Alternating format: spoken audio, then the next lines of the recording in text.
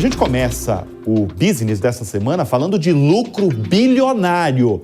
E para mim, foi a surpresa desta semana, porque as companhias de capital aberto dos Estados Unidos começaram aí a apresentar os resultados e um deles foi da Meta, com um lucro aí que superou as expectativas dos analistas de mercado, dos analistas de Wall Street, o centro nervoso financeiro de Nova York. Vamos ver aí vamos ver os detalhes aí desses lucros, desse balanço da Meta, a dona do Facebook, Instagram e do WhatsApp. Em apenas 3 meses, o lucro foi de 7 bilhões e 780 bilhões de dólares, uma alta aí de 16%.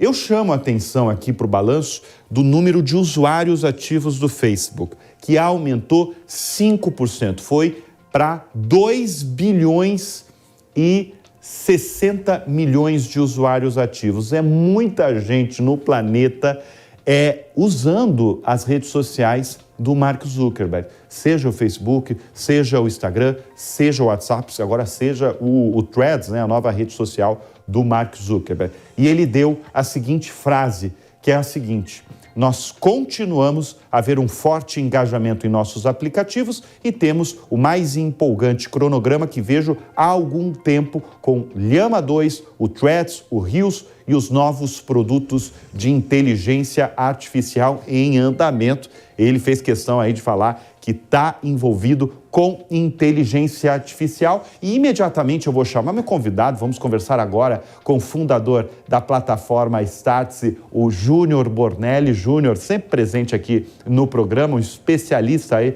das empresas mais valiosas do planeta. Seja bem-vindo mais uma vez ao Business. Vendo esses resultados que você acompanhou aqui no telão, o que foi determinante, Júnior, para esse resultado da Meta atingir as expectativas muito maiores até do que se esperava?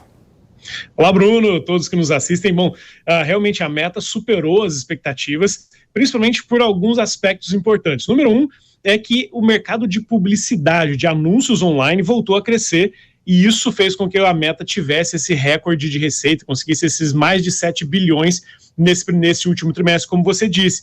Lembrando que a Meta depende de 98% das suas receitas vindo de publicidade, então quando esse número sobe, a empresa vai bem. Segundo é que ela apostou em 2 coisas que são muito relevantes hoje.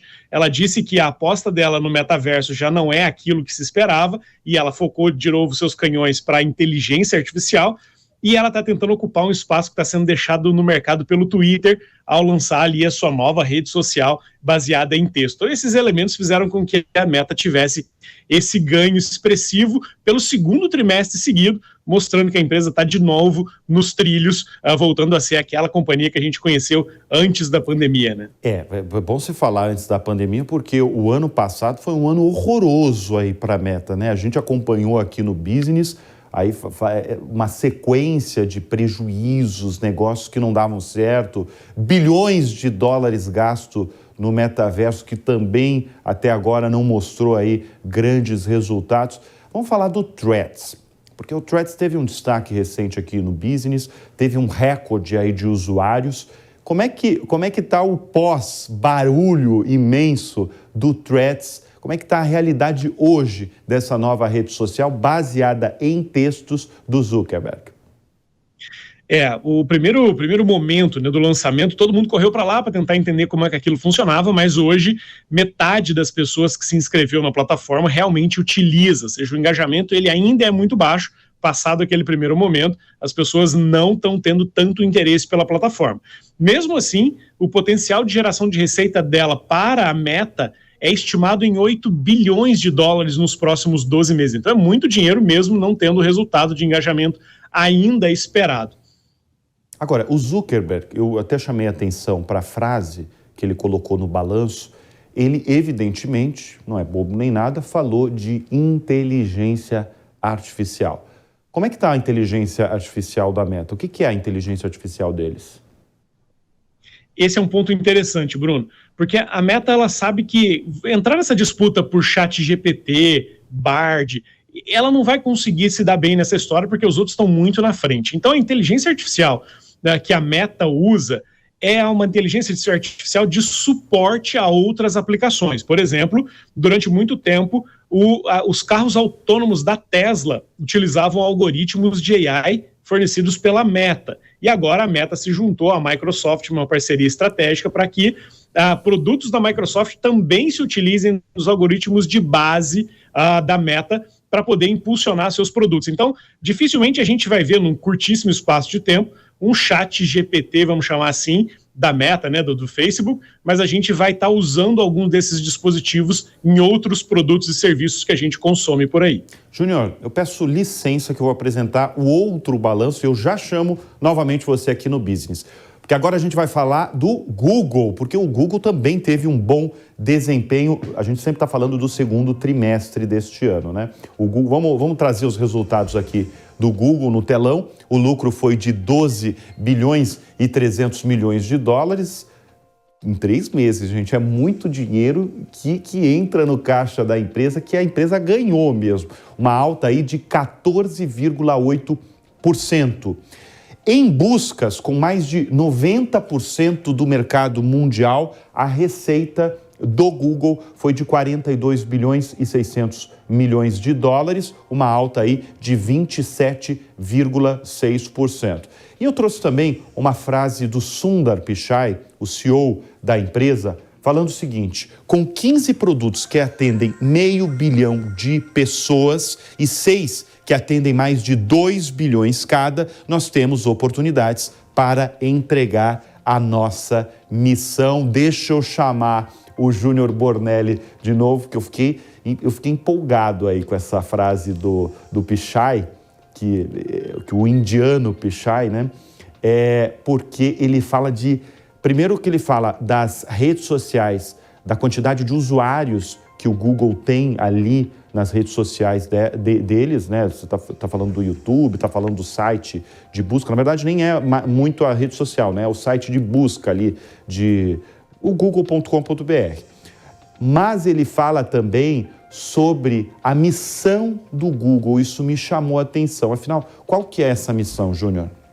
Legal. O Google ele tem uma missão de levar ou explicar ou democratizar o acesso à informação. Ele sempre fez isso catalogando os resultados na internet através das buscas, e agora ele quer fazer isso oferecendo respostas muito mais aprimoradas através do Bard, que é o seu algoritmo de inteligência artificial. Agora, Bruno, na frase tem 2 coisas ali que são importantes, talvez a gente não leva tanto em consideração. O Google é dono do maior serviço de e-mails do mundo, Gmail, que tem 2 bilhões de pessoas que utilizam esse serviço aí constantemente todos os meses. Google também é dono do Android, que está presente em quase 80% dos smartphones do mundo. Então, é muita gente usando os serviços do Google que vão além da busca, né? E a gente, às vezes, não se dá conta disso. E deixa eu até aproveitar esse gancho aí que você falou do e-mail, né? Porque os nossos espectadores, muito provavelmente, a grande maioria, tem o e-mail ali pelo Google. Como é que ela ganha dinheiro com o e-mail dela?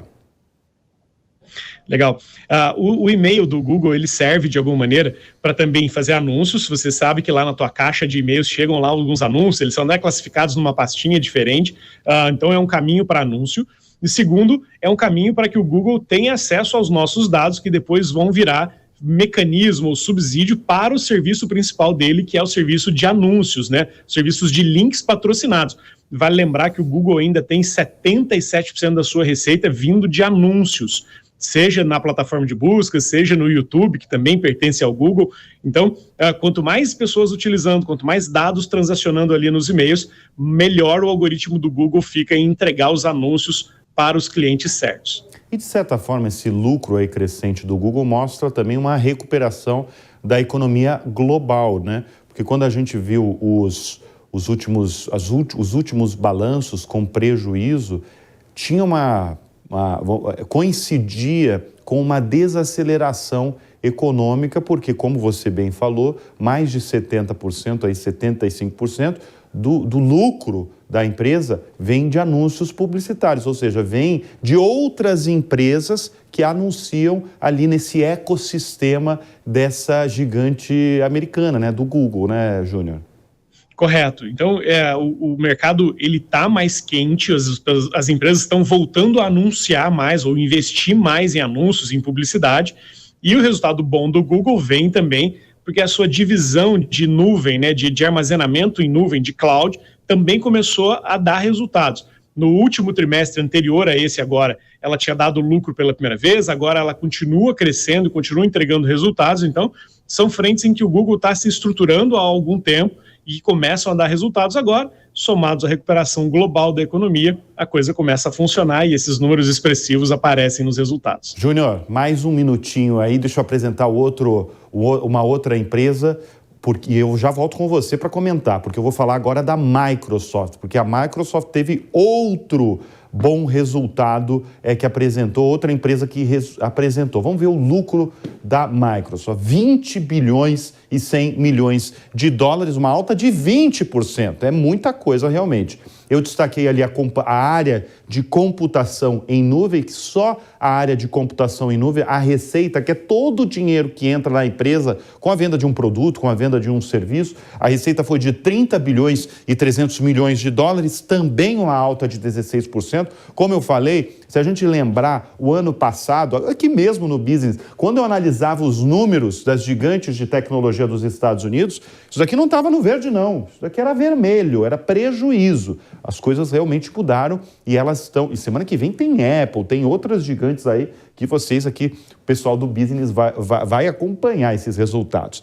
Eu destaquei aqui a frase do Satya Nadella, que falando o seguinte: continuamos focados em liderar a nova mudança de plataforma de inteligência artificial. E claro, eu vou voltar com o Júnior, porque é óbvio que a Microsoft ia destacar a inteligência artificial da empresa, porque afinal foi ela que fez o barulho planetário quando ela comprou, investiu 10 bilhões de dólares no início deste ano no OpenAI, né? Então ela tem até autoridade para falar que ela vai seguir aí com a inteligência artificial, né?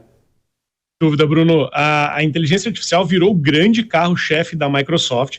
Isso fez com que a empresa conseguisse dar um salto e ficar na frente das suas principais concorrentes. E a inteligência artificial já está claro que vai ser o futuro. De alguma maneira, isso vai impactar todas as empresas, todos os mercados. E a Microsoft liderou esse universo, liderou esse mundo. Vale dizer que esses resultados da Microsoft, eles ainda não capturam a inserção do ChatGPT nos softwares de produtividade, né, no Excel, no Word, no PowerPoint, que isso vai chegar agora nesse último semestre do ano. A Microsoft já anunciou que isso vai custar cerca de $30 a mais do que as pessoas pagam na licença, ou seja, tende a crescer ainda mais o lucro da empresa no próximo ciclo, porque ela vai começar a oferecer um serviço muito poderoso de inteligência artificial que as empresas e as pessoas vão ver rapidamente que vale a pena pagar por isso, porque a produtividade cresce e muito. Entre Microsoft, Google e Meta, todos esses três resultados que eu mostrei aqui no telão, qual que foi melhor para você?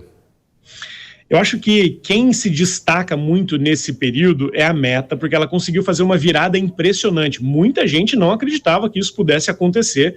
Vale lembrar que ela já recuperou quase 80% do valor de mercado que ela perdeu naquele período que você comentou ali de resultados ruins.